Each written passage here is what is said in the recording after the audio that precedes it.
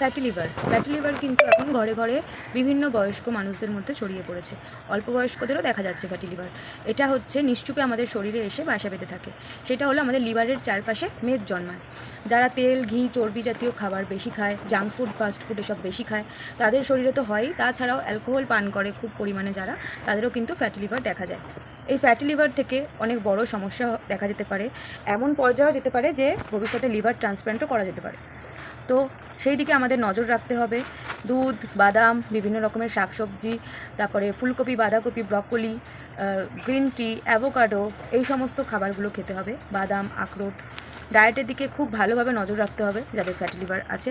এবং নুন, চিনি, তেল চর্বি জাতীয় খাবার, জাঙ্ক ফুড, ফাস্টফুড, অ্যালকোহল মোটেই খাওয়া চলবে না। ব্যায়াম বা যোগা, ডেলি এক্সারসাইজ করতে হবে, খুব দ্রুত ওজন কমাতে হবে এবং খাওয়া দাওয়া একটা হেলদি ডায়েট মেনটেন করতে হবে। প্রচুর পরিমাণে জল খেতে হবে, দুধ খেতে হবে, দই খেতে হবে, চিজও খাওয়া যেতে পারে, নাটস খেতে পারো, বিভিন্ন ধরনের বাদাম থাকবে তার মধ্যে।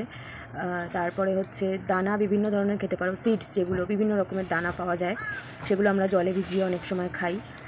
যেই সব মাছে লবণের পরিমাণ কম থাকে, মানে সমুদ্রের মাছ খাওয়া চলবে না, কারণ সমুদ্রের মাছে নুন থাকে, সেই ধরনের মাছ খেতে হবে, মাংস খেতে হবে, ডিম খেতে হবে। আর যেই সব শাকসবজিতে সুগার কম থাকে এবং ফ্রেশ, সেরকম তরতাজা শাকসবজি খেতে হবে।